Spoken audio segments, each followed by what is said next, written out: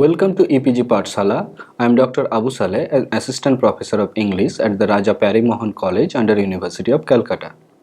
Now we will be discussing a module on history and literature of 17th century, which has been written by Dr. Musarraf Hussain, who is an Assistant Professor of English at Murari Kavi Nazrul College under University of Bardhaman, West Bengal. This module is part of the paper English Literature 1590 to 1798. This is one of the foundation module of this paper, and it has lot of information throughout the days in terms of history as well as literature written in between the time. Now let us move to the module. Some of the most precious and productive periods in the history of English literature fall within the timeline of 1590 to 1798. The tide of Renaissance, after being generated in Italy in the late 14th century, reached the shore of England in late 15th century. It had its trickling impact upon life and literature of English people till early 17th century. During the middle and latter half of the 17th century, there had been further a rapid development of science and rebirth of classical ideals that resulted in the beginning of new rational inquiry, scientific and objective outlook in life as well as in literature. In between 1590 and 1798, a host of varying literatures and literary genres had emerged that gifted some of the ever-remembered literary treasures not only to the reservoir of English literature but also that of all literature in general. Our discussion in this module would focus on two aspects of this time, that is history as well as literature in between 1590 to 1798. Now, first we move to the history of that during that period. England during that time was under the rule of three reigning houses, commonly known as the House of Tudor, when Queen Elizabeth reigned from 1558 to 1603. The next house was the House of Stuart, and the kings were James I, who ruled from 1603 to 1625, Charles I, who ruled from 1625 to 1649. Next age was the Puritan Age, or it is known as Puritan Era, which was from 1649 to 1660. Further, Charles II came and ruled from 1660 to 1685, James II from 1685 to 1688, then Mary II and William III came and ruled from 1689 to 1694, and after then William III from 1689 to 1702 and Queen Anne from 1702 to 1714. Further, the House of Hanover came in, and their kings were George I from 1714 to 1727, George II from 1727 to 1760, George III 1760 to 1820. Now let us discuss these houses and their kings and their activities in detail. So, in between 1590 to 1798, we find the last days of Queen Elizabeth. Often called as Virgin Queen of Gloriana, Elizabeth was the last monarch of Tudor dynasty. She steadied England during a period of political and religious turmoil and set her nation's course to become the leading Protestant world power for the centuries to come. Under the adroit rule of Queen Elizabeth during England experienced all-round development in socio-political, economical sectors that perhaps provided the Renaissance mind with a congenial environment to explore physical as well as psychological territories never attempted so far. She died in 1603 and she was childless. After discussing Queen Elizabeth, now we will discuss the rule and time of James I, whose period was from 1603 to 1625. The first king of the House of Stuart was James VI of Scotland, son of Catholic Mary, Queen of Scots, who became James I of England. Important event during early days of the reign was the Gunpowder Plot of 1605. James I was against the spreading of Puritanism in England. He wanted a quiet and submissive parliament, but parliament with many of the Puritan members exhibited an independent temper and opposed the king in many issues. That led to the widening rift between the House of Stuart and the Puritans. So, we'll move forward and discuss the next king, who is Charles I, whose rule was from 1625 to 1649. After the death of James I, Charles I sat on the English throne in 1625. During his reign, English socio-political life was completely divided into two sections. The first one was the Royalists, also called the Cavaliers, who supported the king and his policies, and the second one was called the Roundheads, so called because of typical haircuts, who were supporters of the Puritans and the Parliament. The snowballing tension between the king and the parliament culminated to a bloody civil war that broke out in 1642. The Roundheads, led by Oliver Cromwell, came out victorious. Charles I was tried and found guilty and was eventually beheaded in January 1648.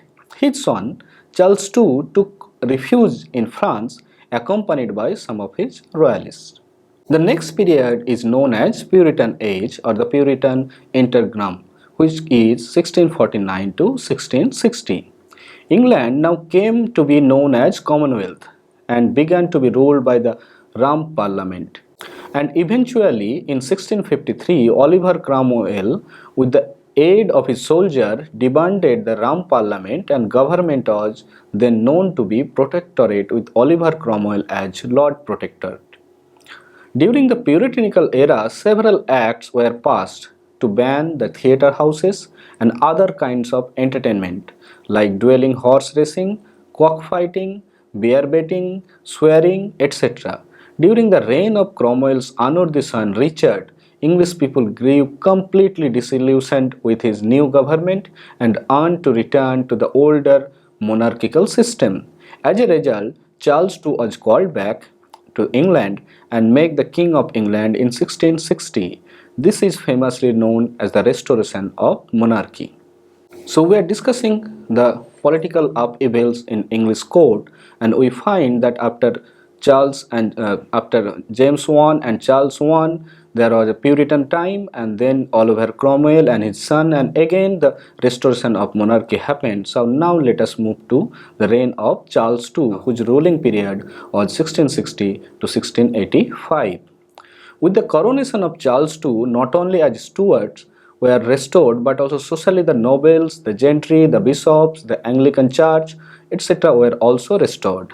Charles II reopened the theatre houses and all other means of recreation. Charles II and his followers, who had enjoyed a gay life in France during their exile, tended to introduce that type of foppery and looseness in England too. The strict moral codes that were introduced during the Puritan regime were revoked, and that led to the atmosphere of gaiety, cheerfulness, and moral laxity and corruption in the court, and to some extent in the society also. Another political development of the period was the formation of two political parties in England. The supporters of Charles I in the English Civil War developed into Tory party, and the other party is known as the Whig party, was formed in opposition to the court with the supporters of the Parliament. There were two great calamities in the Restoration period. One of them was the Great Plague of London in 1665 that took about 68,000 human lives, and the other was the devastating fire of London in 1666 that destroyed almost half of the London in just 5 days, in between 2nd to 7th September. During Restoration Age, there was a rapid development of science and resulted in the beginning of rational inquiry and significant and objective outlook. Now, we'll discuss that life and reign of James II, which was from 1685 to 1688. Charles II died in 1685. His brother took the name of James II and succeeded him. A believer in staunch Catholicism and absolute monarchy, James II was not liked by somehow tolerated by the people of England. They were very keen to see his Protestant daughter Mary and to be his successor. In the meantime, he had a son, and they thought that Catholicism would never end. So they wanted King James to go and invited Mary and her husband William the Orange to occupy the throne of England. No sooner had William the Orange landed on the shore of England and then James relinquished the throne and fled to France. This was proverbially called the Glorious Revolution of 1688 because not a drop of blood was shed outing the monarchy. Now let us discuss Mary and her rule over England, which was sometime from 1689 to 1694. Mary too and William the Orange ruled jointly from 1689 till Mary's death in 1694, after which William the Orange reigned single-handedly till his death in 1702. In 1702, it's an important history in England when Queen Anne took over the reign. After the death of William III, Anne, the last ruler of Stuart family and the younger sister of Mary, attended the throne and ruled England from 1702 to 1714. It was a prosperous period without much of the religious and political violence of that last century. After Queen Anne, another house came in, that is the Hanover. Queen Anne ended the long rule of Stuarts and English throne started to be occupied by the House of Hanover over almost 2 centuries. George I ruled from 1714 to 1727, George II from 1727 to 1760, and George III from 1760 to 1820. The 18th century saw some important events in the duration. James Watt invented steam engine in 1784. By the time England began to experience agrarian as well as industrial revolution, most importantly, the French Revolution began in Paris in 1789. All these defining factors had a palpable impact on English life and society as well as literature too. Now, after discussing history of the time and several rules, houses and rulers, monarchs, now we'll discuss the literature written in between the time. And now let's see them. Now our discussion would underline the literary periods of 1590 to 1798. For the convenience of our discussion, the literature of the time can primarily be categorized into two major sections, the Renaissance period and the Neoclassical period. They are further subdivided into several periods, ages, as we will discuss now. The Renaissance period. Under the Renaissance period, we will find that from 1590 to 1603, it is the time of the culmination of Elizabethan era, which is also known as the Shakespearean Age. From 1603 to 1625 is known as the Jacobean period or the Jacobean Age. From 1625 to 1649 is known as the Caroline Age. From 1649 to 1660 is known as the Puritan Age. Under the Neoclassical period, we find from 1660 to 1700 is known as the Restoration period, or it is also known as the Age of Dryden. Further, from 1700 to 1745, it is known as the Augustine Age or Age of Pope, and then 1700 to 1798, the Age of Sensibility, the Age of Reason, or even the Age of Johnson. Now let us discuss the culmination time of Queen Elizabeth, which is somewhere in our period, it is somewhere in between 1590 to 1603. It is known as the Age of Shakespeare. Due to the effect of Renaissance humanism, anthrocentric ideas flavored in English life and literature in the Elizabethan age, it was a golden age of literary creation. Poetry. If we discuss genre-wise, we find poetry is one of the prevalent genre of that time.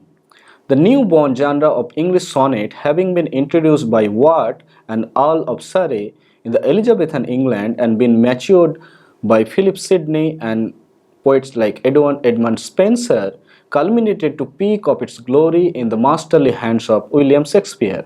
Shakespeare wrote altogether 154 sonnets.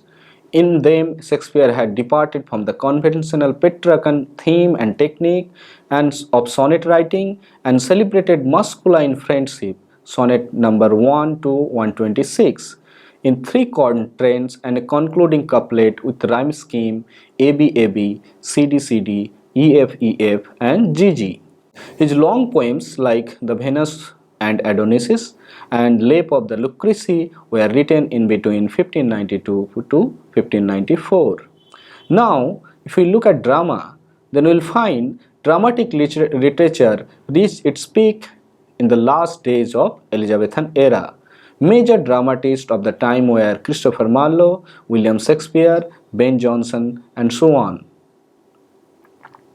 According to Reuben Post Halleck, Shakespeare's dramatic art underwent growth and evolution through four stages. First one is sanguine period, that was full of exuberance, of youthful love and imagination. Belong to this group plays probably written before 1595 were The Comedy of Errors, A Midsummer's Night Dream, Romeo Juliet, Richard II and Richard III. Now, then the next period is the second period, which is from 1595 to 1601. Comparatively less exaggerative, having deep insight into human nature, the plays written during this period are As You Like It, The Merchant of Venice, Henry IV, Henry V, and so on. The third phase we find, which are sometime between 1601 to 1608, is full of fitful fever. Disappointment, suffering produce great tragedies during that time, like Hamlet, Othello, Macbeth, King Lear, etc. And the fourth phase, which is sometime between 1608 to 1613, already known now, this age is known as the Jacobean Age, gave birth to most tragedies and comedies like Cymbeline, The Winter Tales, The Tempest, and so on. With their variety of subject matter, celebration of multifaceted life, and some age-conquering characters, the mentioned plays can easily be considered among the finest flowers of English literature. Now, after discussing poetry and drama of Elizabethan period, especially of Shakespearean age, we'll move to the prose writing of this period. If we look into the prose writing of this period, we find the towering figure like Sir Francis Bacon. Francis Bacon is known as the father of English essays, published the first edition of his essays in 1597. It's a typical Renaissance writer. Bacon wrote aphoristic essays full of practical wisdom. So after discussing part of Elizabethan age, we will now move to the Jacobean period, which is sometime between 1603 to 1625. During the Jacobean period, literature was given a lot of importance and it was at its glorious point. James I was a good champion of literature, and under his patronization, the first authorized version of Bible was published in 1611. If we see in the part of drama, we find that it was the time of Shakespeare's most and greatest tragedies and tragicomedies and romances were written. However, Jacobean drama, especially tragedy, suffered a decadence in the post-Shakespearean time. Major dramatists writing in that time were Sir Francis Beaumont, John Fletcher, George Chapman, and so on. However, Ben Jonson, who had already started writing new kind of realistic comedies called comedy of humors, in the closing Elizabethan years produced some matured plays. Jonson based his comedy on the medieval psychological theory of four humors. According to the theory, our body is made up with four principal humors: blood, phlegm, choler or yellow bile, and black bile or the melancholy. And any imbalance in the proportion of these three humors in the body would keep to a rise of humorous character. Most of the comedies written by Jonson are Every Man in His Humor, Every Man Out of His Humor, Volpone or The Fox, which was published in 1606, Epicone or The Silent Omen, which was published in 1609, and The Alchemist was published in 1611. Another popular style of drama was the revenge tragedy, popularized by John Webster and Thomas Kidd. So after discussing the dramatic parts, we now move to poetry of this period. In the realm of poetry, this age saw a radical break from the Petrarchan tradition, a sea change in terms of the novelty in the ways of expression and forms. The poets of the innovative lyrics were much later branded as metaphysical poets. The flag bearer among them was, of course, John Donne, who has composed some wonderful lyrics. Other poets of the group was George Herbert, Andrew Marvell, Richard Crassus, Henry Vaughan, and etc. They wrote on Christian mysticism and exorcism. Their poetry was marked by extensive use of metaphysical concepts, scholastic allusions, paradoxes, wit, oxymoron, and so on. Now, let us discuss about prose writing in this period. This was the period when prose writing of Bacon, John Donne's prose sermons, and Robert Burton's famous Anatomy of Melancholy was published. Now we'll move to the Caroline period, which is sometime in between 1625 and 1649. The age derives its names from the term Carolus, which is the Latin name of Charles, the ruler of that time. In drama, we find a consequences of civil war. Theatres were closed in September 1642, and that marked a natural death for drama and once showed such a height of achievement. Poetry. We find the metaphysical poets continued to compose poems in this age. Moreover, another group of lyric poets, better known as cavalier poets, were writing elegant, witty, polished lyrics of love and gallantry. They were hardcore supporters of Charles I. The group, also known as Sons of Ben or Tribe of Ben, due to their admiration for and the following of Ben Jonson, included Richard Lovelace, John Suckling, Thomas Carew, Robert Herrick, and others.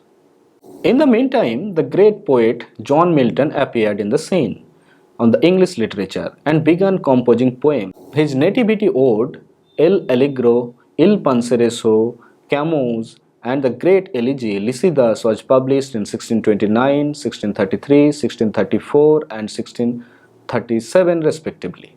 Prose writing in these periods were Milton's greatest prose work, Areopagitica, or The Liberty of Unlicensed Printing, was published in 1744. Beside this age, produced religious prose writing. In prose writing, we find that Milton's Areopagitica was published in 1644. Beside, there are writings like Religio Medici, which was published in 1643 by Sir Thomas Bowney.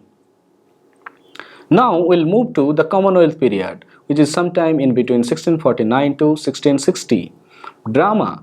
Drama almost disappeared for 18 years after the Puritans closed the public theatres from 1642. In poetry, we find important poets like Henry Vaughan, Edmund Waller, Abraham Cowley, Sir William Davenant, and Andrew Marvell. And the greatest poetical product of this age was Milton, Paradise Lost, which was published in 1667, Paradise Regained, which was published in 1671, and also a poetic play named Samson Agonistes, which was published in 1671. In prose writing, we find the pamphlets of John Milton. Hobbes wrote his famous political treatise, The Leviathan, which was published in 1651. Other notable prose writers of the time were Thomas Browne, Thomas Fuller, Jeremy Toller, Richard Baxter, Isaac Walton, and so on. Now, after discussing Commonwealth period, we'll move to the Restoration period, which is sometime in between 1600 to 1700. Restoration age made marks of the beginning of neoclassicism in literature and a complete break from the Renaissance period. The literature of the Restoration period is completely a mirror to the society, reflecting the very spirit of the age. The literature became realistic concerning with life manners of town people. There was a kind of tendency among the writers to imitate the classical writers in theme as well as forms and the manner of expression. John Dryden is representative literature of that age. That is why Restoration age also sometimes called as the age of Dryden. In the drama, we find after a long gap, dramatic literature got a new lease of life following opening of the theatre houses in England. There are two finest gifts of Restoration period in English drama. One is the Restoration heroic tragedy, and other one the Restoration comedy of manners. Most important writers of heroic plays were John Dryden and others like Thomas Otway, Nathaniel Lee, John Crowne, Thomas Southern, etc. And their important plays like John Dryden's Tyrannic Love, The Conquest for Granada, Wall for Love, Indian Queen, The Rival Queens of Nathaniel Lee, Venice Preserved of Thomas Otway were important plays of the time. Now we move to Restoration Comedy of Manners, and we find there are important writers like William Congreve, George Etheridge, William Wycherley, George Farquhar, Van Brugh were writing in this kind of plays. Their plays are like Love for Love, The Double Dealer, The Old Bachelor, and so on. In poetry, we find the Restoration poetry laid the foundation for classical school of poetry in England, which culminated later in the 18th century. The poetry of this age was characterized by the emphasis on forms and realism, by intellect and wit. Sometimes they tended to be satiric in spirit. They were written predominantly in heroic couplet. The major name of this period is obviously John Dryden again. His Absalom and Achitophel, The Medal, Macflecknoe, and The Hind and the Panther are important writings of that time.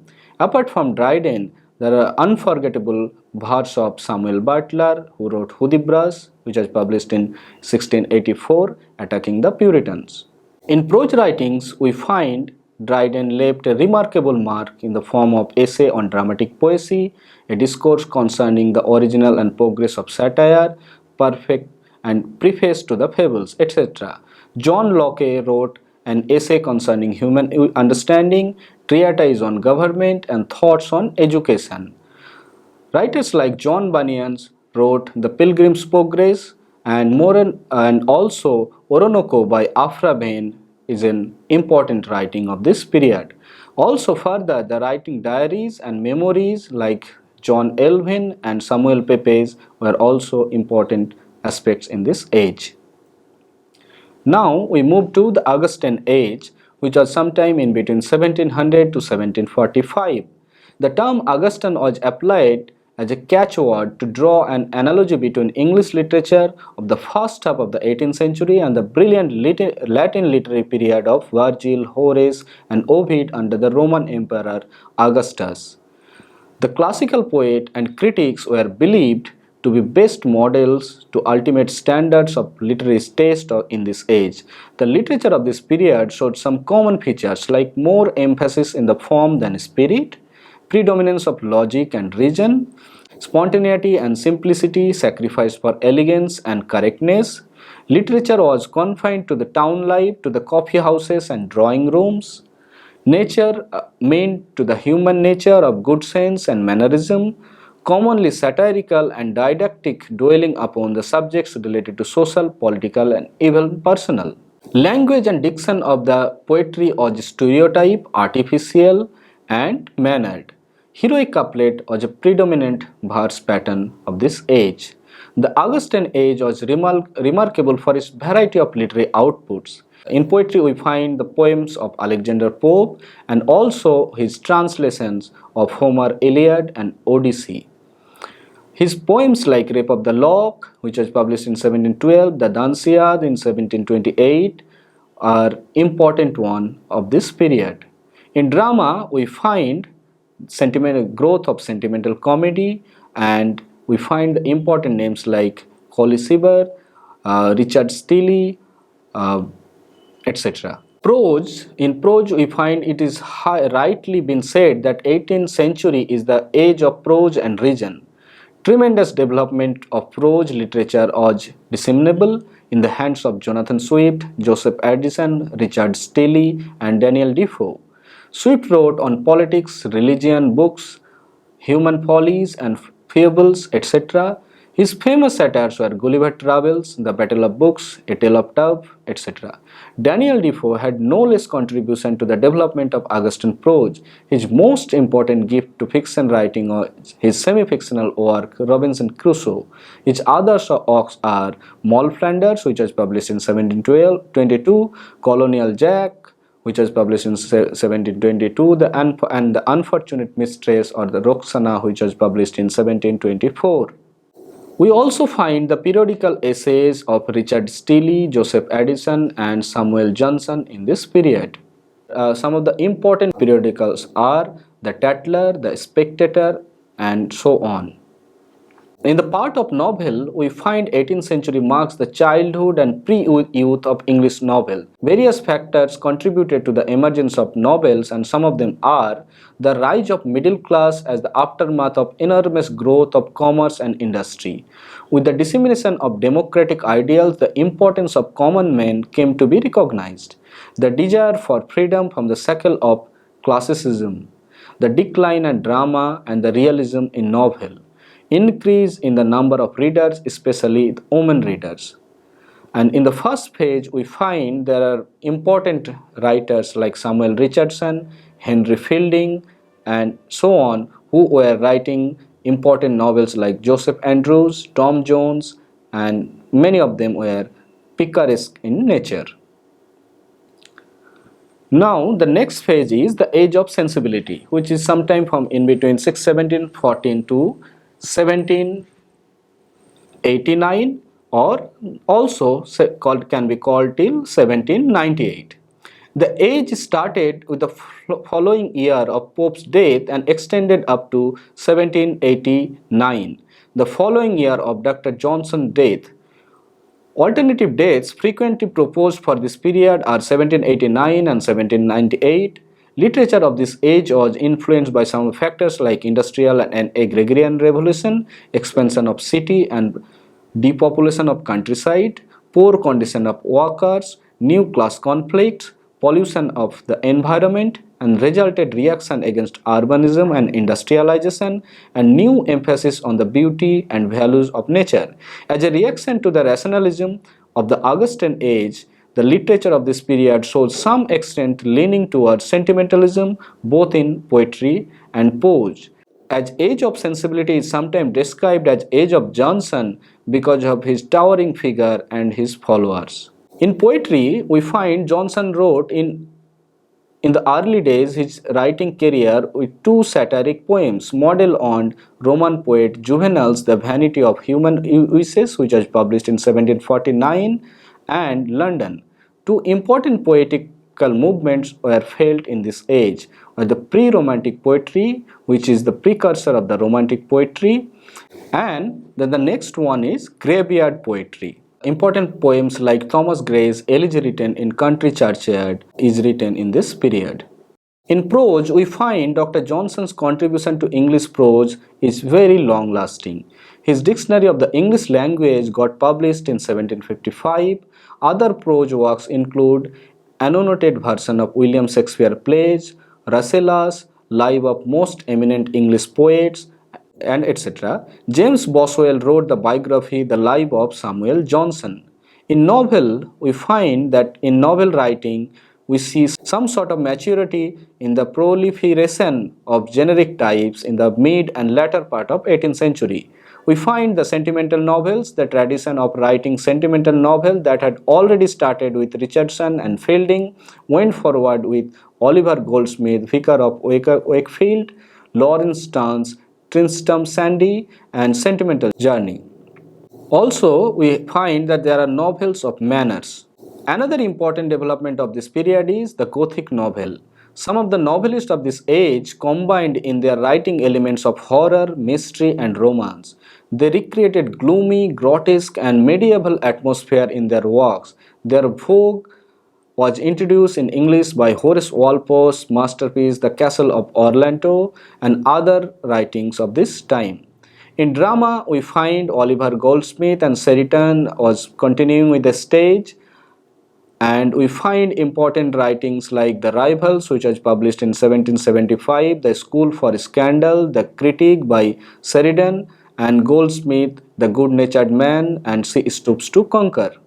So in this module we find a lot of information and detailing. Especially we started with the history of this period, where we started with the various houses and their rules and the time, socio-political context, how the age developed, how the time period was growing, and the situation in England. Further, we divided the age wise, and we found that various kinds of writing, especially prose writings and novels, were coming in this age. So hope you find this module useful, and if you want to know more about this in detail, please have a look at the e-text of this module. You can also have a look at our further reading section, where we have listed several books and articles on this period and literature of this time. Also, you can participate in the self-assessment section of this module. Thank you so much.